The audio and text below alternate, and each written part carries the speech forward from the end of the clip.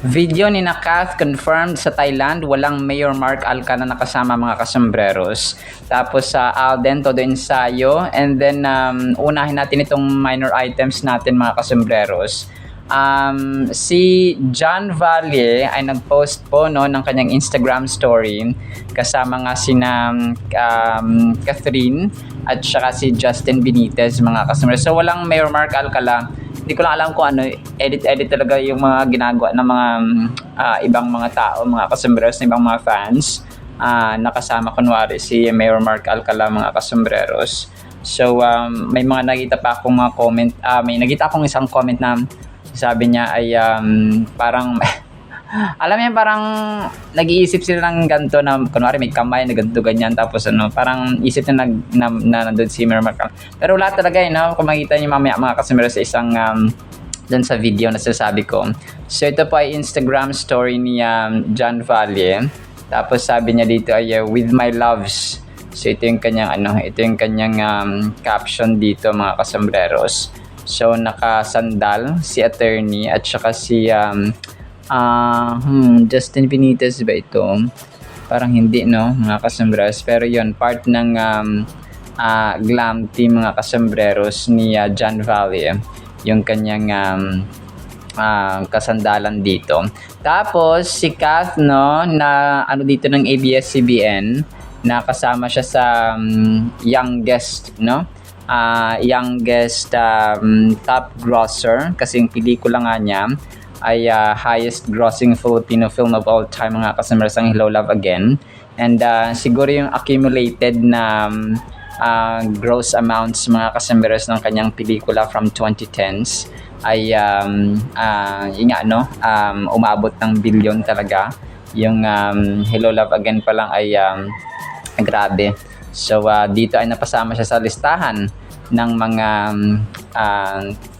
dito yung mga highest grossing Filipino actors and actresses, and siya ang pinakabata mga kasombreros sa edad na 30 ay grabe na yung kanyang accumulation ng kanyang pelikula or mga movies mga kasombreros, income ng kanyang mga pelikula.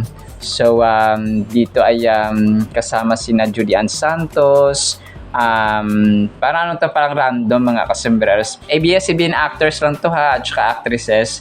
Hindi po sa buong hindi po kasama ang GMA at ang TV5 dito. So ABS-CBN lang siya na mga actors and actresses with highest grossing income mga kasombreros. So Julian Santos, Fernando Poe Jr., Dolphy Quezon mga kasombreros, or si the King of Comedy, si Claudine Barreto, si megastar Sharon Cuneta, si Vice Ganda, of course, si Coco Martin, of course, Sarah Geronimo, no? Tsaka si Miss Maricel Soriano, the Diamond Star, si Chris Aquino, of course, so the Queen of all media. Tapos si John Lloyd Cruz, no, Box Office King. And of course, si Catherine Bernardo, mga kasombreros. Tapos si Piolo Pascual, si Aga Mulak, tapos si Ann Curtis, no, kasama rin po. Si Bea Alonzo, si Daniel Padilla, Angel Locsin, Kim Chu, Jericho Rosales. So 245. So 20 na listahan ng mga actors and actresses ng ABS-CBN lang po ha. Mga kasombreros, kasi kung isasama natin ang GMA ay of course no, papasok dito si Alden at saka sina Marian, sina Dingdong Dantes and so on mga kasombreros. So yun po. Tapos yun talaga nakakatuwa na si Kath dito ang pinakabata no sa edad na 30 ay napabilang na siya dito sa kanya makuya na ate. Si Daniel Padilla mas matanda si Daniel ng 1 taon yata kaya Kath mga kasombreros. So kung kaya yon si Kath pa rin ang pinakabata mga kasombreros. Tapos related doon sa napapabalitang gaganap nga si Kath ng Feng Shui, the remake or the reborn mga kasombreros ay nag-post dito ang ilang admins horror movie, pinakaunang horror movie ni Kath, mga kasembreros, na Pagpag noong 2013 with Daniel Padilla pa, no? At saka sina Leo Martinez and so on, mga kasembreros, Paolo Avellino. Ito ay mga kuhang random photos ni Kath while nasa movie siya, no, na Pagpag, mga kasembreros, taong 2013. So tapos may article na pinost dito ang isang kapamilya kapamilya page, mga kasembreros, although hindi talaga siya ABS-CBN, pero ano siya, parang kapamilya insider na na Facebook or page, mga kasembreros. Hindi ko lang sure kung sa Twitter ito or sa sa Twitter or sa Instagram. Shinare din ito ni Naybara Lopez, mga kasembreros, na parang dinitali niya dito yung mga pasabog ng ABS-CBN, or parang nalista, no, yung mga pasabog ng ABS-CBN, mga kasembreros, when it comes sa movies, no, ngayong 2026.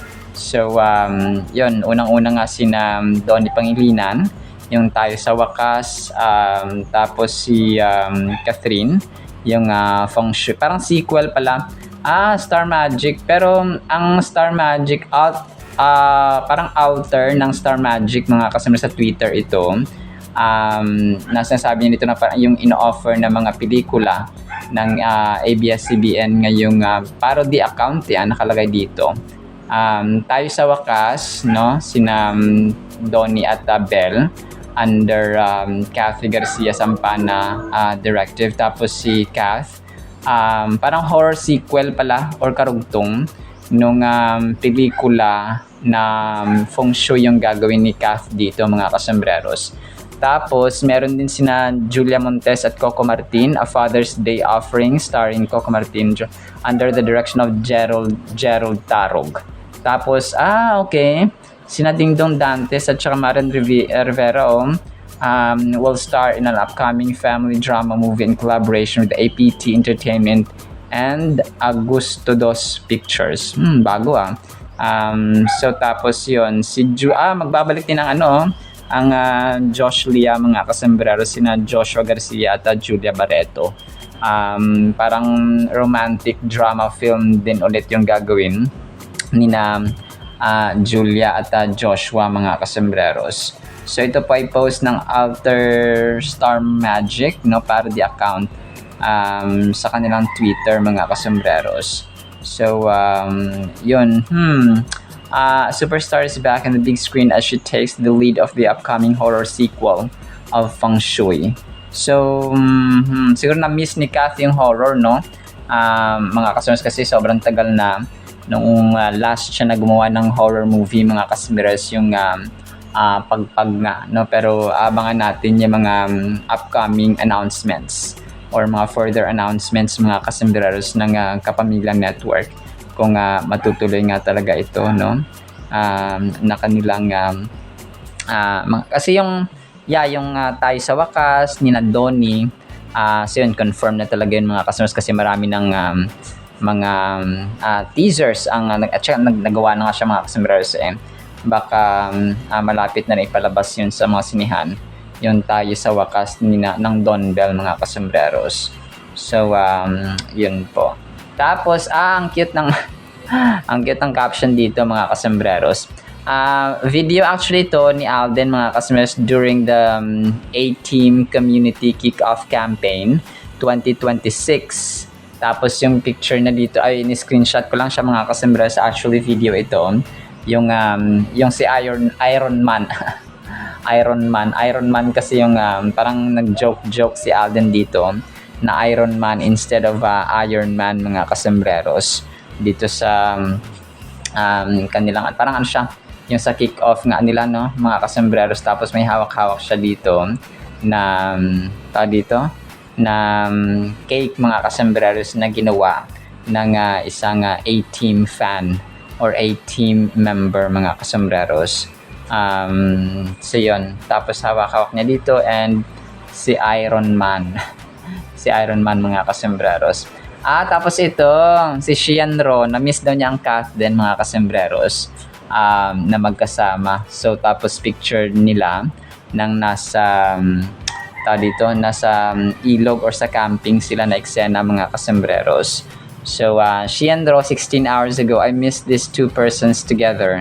Kath din, no? Tapos, picture nga nila, no, during the camping or, dito, yung nasa ilog sila, mga kasembreros. We definitely missed these two personas, no?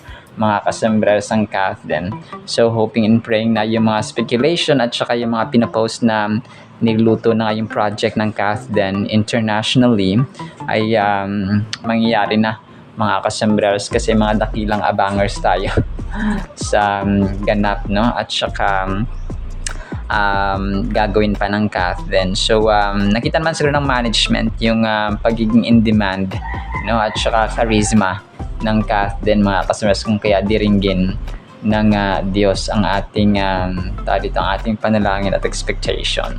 So, yun po. Tapos, si Alden Todo Ensayo,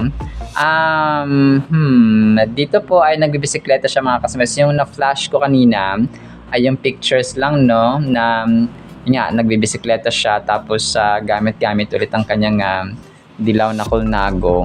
Hindi ko alam, yung puti niya siguro na kolnago ay injured na yon at saka delikado ng gamitin, mga kasembreros. Kung kaya yung ginagamit niya na lang parati ay itong kanyang dilaw.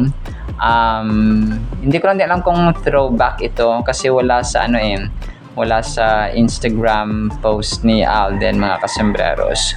So, pwede rin kasi itong throwback, itong kanyang pag-iensayo, pag-train, mga kasembreros, sa pagbibisikleta. Kasi na-mention niya na mag-ensayo siya at mag-train, mga kasembreros, sa kanyang next na competition na lalahukan, mga kasembreros. Pero hindi ko in-expect na kung ganito siya ka-early ba, no? Kasi meron pa siyang Love Siargao at Code Gray na gagawin. Meron pa siyang tapings ng Stars on the Floor. So, yun, baka dito kaya naman ni Paps Alden na pagsabay-sabay nito lahat, mga kasembreros. So, dito ay bisikleta lang si Phenomenal Box Office Cinema King. Tapos, with the guidance of his coach, mga kasembreros. Grabe, no? Pati yung dito yung paghawak ng kamay, kailangan dito, yung angulo ng kamay, no, talagang kung saan nakapatong ay doon dapat parang naka-align siya, mga kasembreros, or naka-arrange according sa instruction ng kanyang trainer. Hindi ko alam kung si Sir Al Gonzalez pa rin yung kanyang trainer dito. So baka siya nga, no, si Al Gonzalez, mga kasembreros, yung kanyang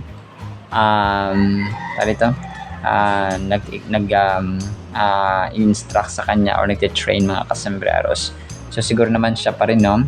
Kasi nga tested and proven na si Sir Al Gonzalez dun sa kanyang triathlon relay, no? 70.3 Ironman Davao City Edition. So major item tayo, mga kasembreros, video ni Kath, mga kasembreros, ay confirmed, no? Nasa Thailand nga sila kasama ang kanyang glam team at walang Mayor Mark Alcala, mga kasembreros, dito na naispatan, no?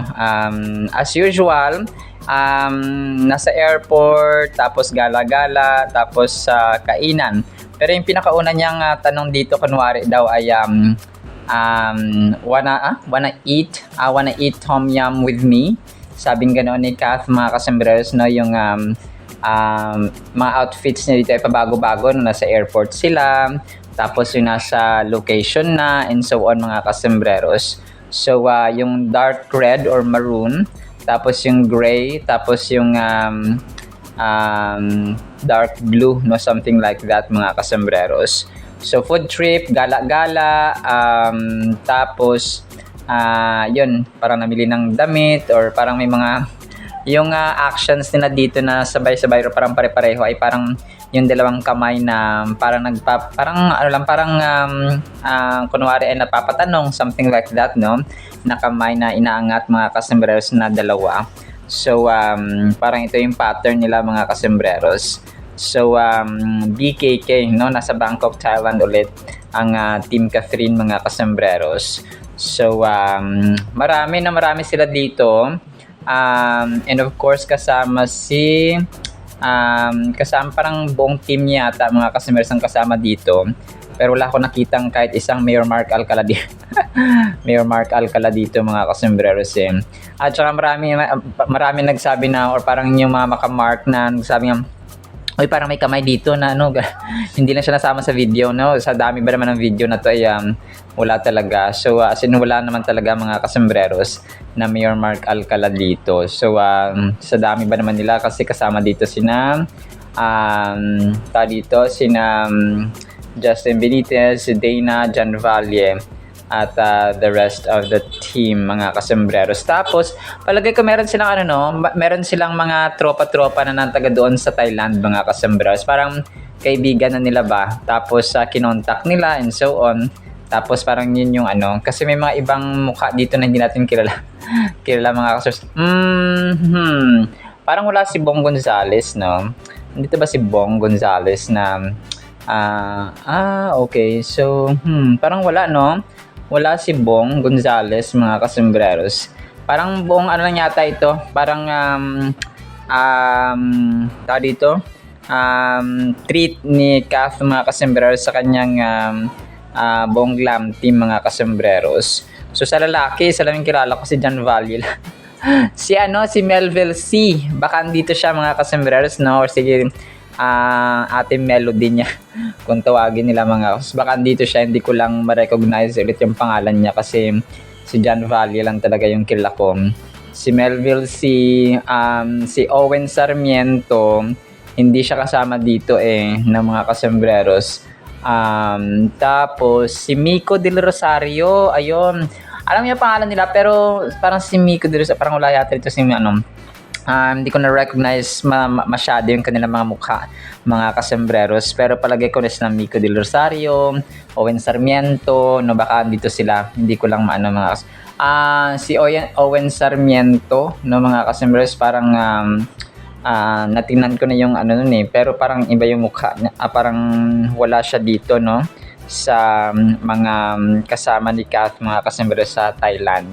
Pero yun, generally speaking ay tawag dito, treat ito ni Kath sa kanyang buong glam team, mga kasembreros.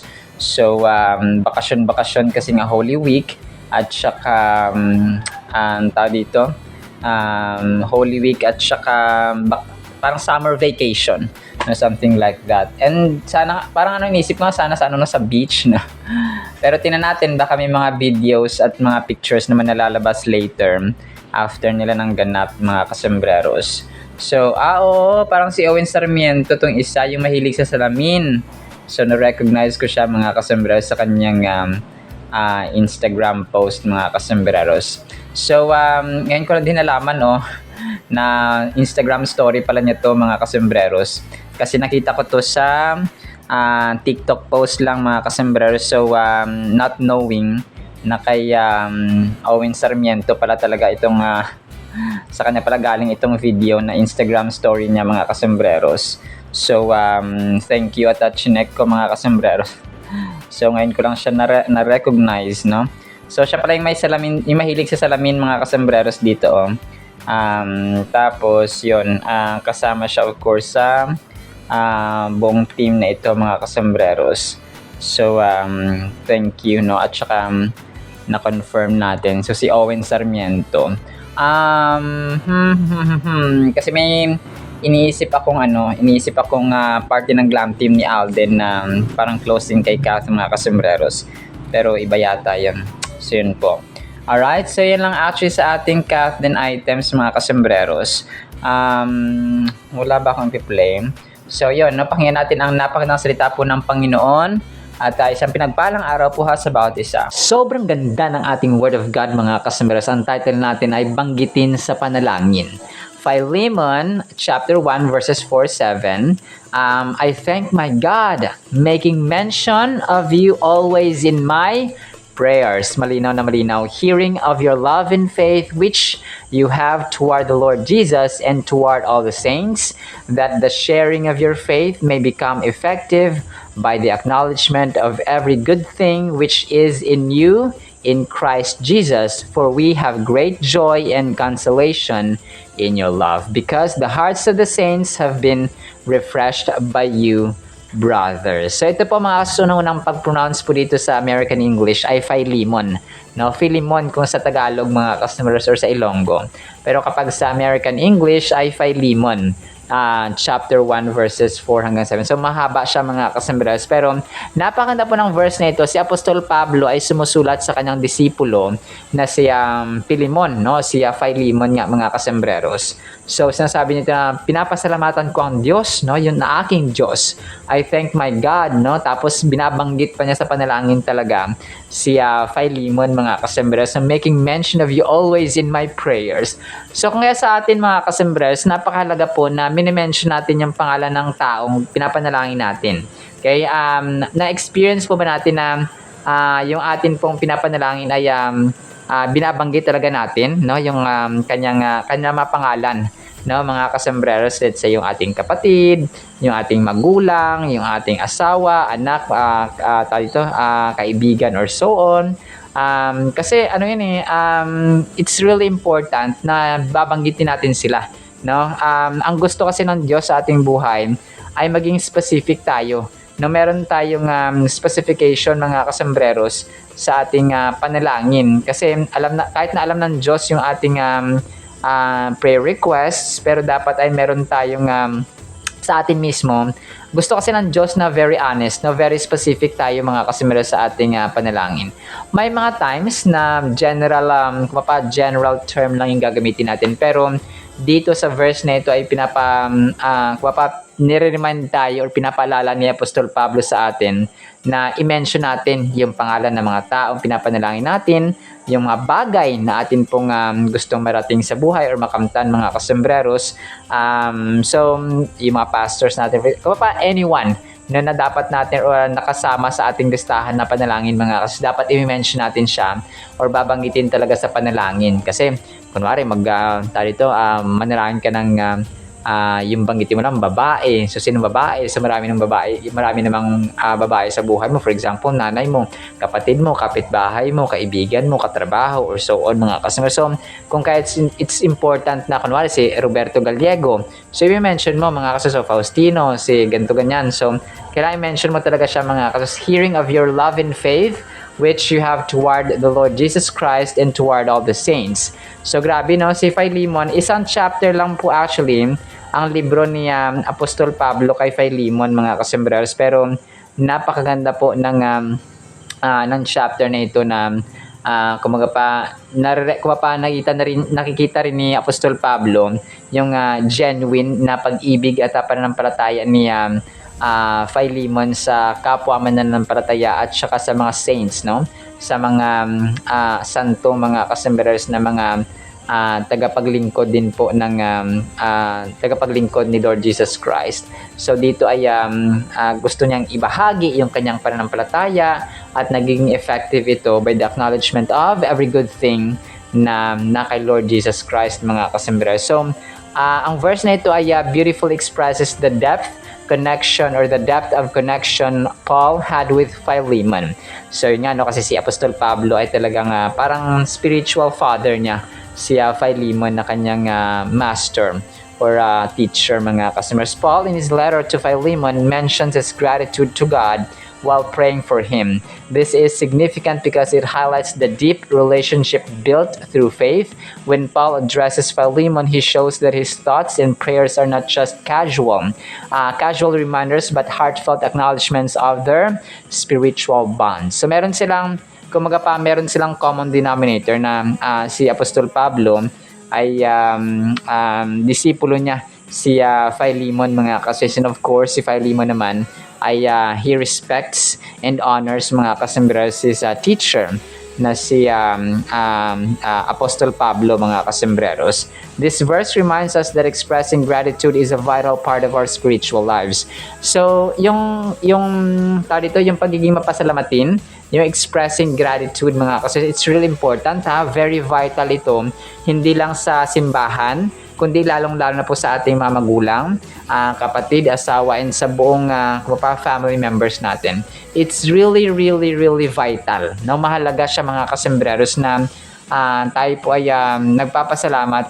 Natatawa ko minsan kasi may mga anak, no, may mga family members na pag namatay na yung tao, sa kanila lang sinasabi doon sa may kabaong, doon sa may nakasulat doon na from your loving family, I love you so much Papa, I love you so much Kuya, I love you so much, and so kung sino man dyan, Lola and Lolo, doon na lang nakalagay. Pero nung buhay pa siya, hindi na sinabi yung I love you, yung salamat sa paglaba, salamat sa pag-asikaso, salamat sa paghahanda, salamat sa pagtahi, salamat sa pag-provide, salamat sa pagtatrabaho, salamat sa pagkasipagan, salamat sa pagpapatawad, salamat sa pag-intindi. So, yung mga bagay na dapat narinig niya nung buhay pa siya, ay ay naku pa, para siyang parang sad reality ng buhay na mostly na mga family members ngayon ay kasi sa amin dito hindi naman sa pagbubuhat ng sariling bangko.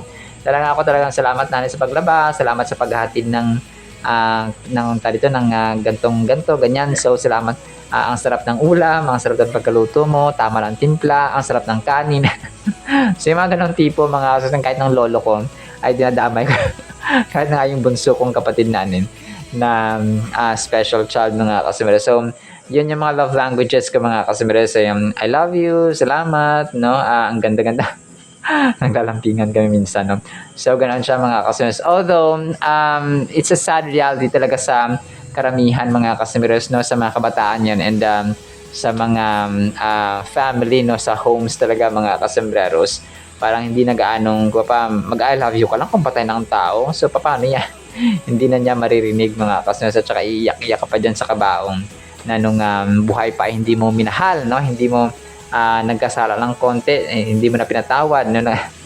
So something like that mga kasembraros. So ganun po siya. So very vital na ito yung gustong sabihin sa atin ni Apostol Pablo, na very vital, napakahalaga, it's really important or significant mga kasembraros na we practice gratitude sa ating buhay. Every time we pray, we have an opportunity to thank God. Since of course, ang Diyos natin ay una nating pasalamatan sa lahat-lahat. For the people in our lives, Paul does not simply see Philemon as a friend or a fellow believer, but as someone deserving of appreciation before God. This personal approach in prayer illustrates how prayer transcends routine and becomes a heartfelt conversation with God. So grabe, no? Parang na-transform or nagkaroon ng transition dito si Apostle Paul, na yung mga casual nating ginagawa ay pwede siya maging heartfelt expression of gratitude sa Panginoon mga kasumas, kapag tayo po ay may malalim na ugnayan or relationship sa Diyos mga kasumbres. Regularly praying for others shows our commitment and love. It reinforces the idea that we are not too busy to think about them and care for their well-being. Incorporating regular prayer into our lives elevates the relationships we have with one another. So, nagpapakita ito na kahit anong, you're not too busy to mention them. You're not too busy or preoccupied to think and remember of them, mga customers. So, parang, ako dito sa panalangin ko talagang sinasali ko pa yung mga pastors ko sa Maynila, yung mga kasamahan ko doon na nangailangan ng panalangin. So, and of course, yung aking family members, mga customers, thanking God, no, appreciating and acknowledging God, mga customers, for His goodness and loving kindness and forgiveness and love and protection and provision. Lahat-lahat na sa aming buhay, mga kasembreros. Kung kaya sa ating final thought or sa ating buhay, dapat ay nagiging part na ng ating routine talaga sa araw-araw yung panalangin. Part siya ng routine natin, pero hindi lang siya yung casual na parang nahihirapan ka, parang napipilitan ka manalangin, no, parang you're not excited na manalangin. So dapat hindi ganun. Isa sa mga techniques dun, mga kasi isipin mo yung bagay na dapat mong pasalamatan sa Diyos. And isa na nga dun yung, syempre, yung ating hininga, yung oxygen na ating ini-intake, mga kasi, so we breathe in, breathe out because of God. and because of the life that He has given us, no? So yun, pinakauna yun, no? Yung ating pagkain, yung ating existence, yung purpose, yung fulfillment, yung forgiveness, yung great love niya, mga customers, and that He sent His only Son, mga customers, si Lord Jesus Christ. So marami kung isa-isahin natin, no? Yung safety natin sa ating pag-uwi, yung makakatulog ulit tayo, and so on, mga customers. So nakita pa natin ang ating pamilya.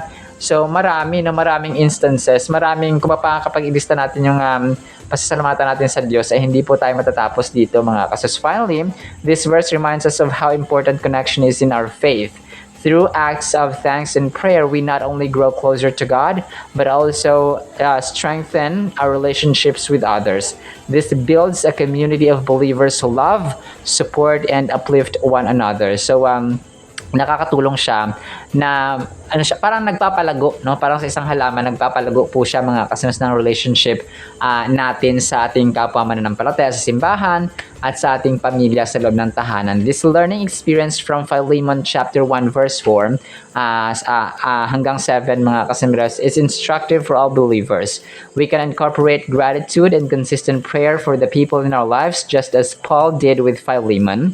These small gestures can have lasting impacts in our relationships and in our walk of faith, mga kasembrero. So, ganun po siya. Dapat ay banggitin natin talaga sa panalangin ang ating mga tao dito, yung ating desire, yung mga gusto natin, at saka part ng ating prayer items, yung gusto natin ipanalangin.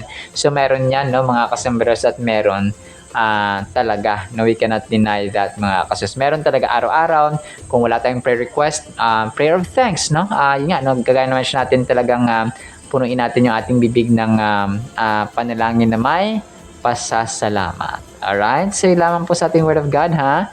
Na po ipagpalaan po tayo ng pag-ibig, pananampalataya, pag-asa, prayerful life, mga kasembreros, na binabanggit natin yung ating mga panalangin or banggitin ang pangalan sa panalangin at be specific sa ating mga prayer requests. Through the mighty, holy, sweet, magnificent name of the Lord Jesus Christ, we pray with the communion of the Holy Spirit of the living God. And everyone said, Amen and Amen. See you sa next segment, mga kasembreros, and paalam po.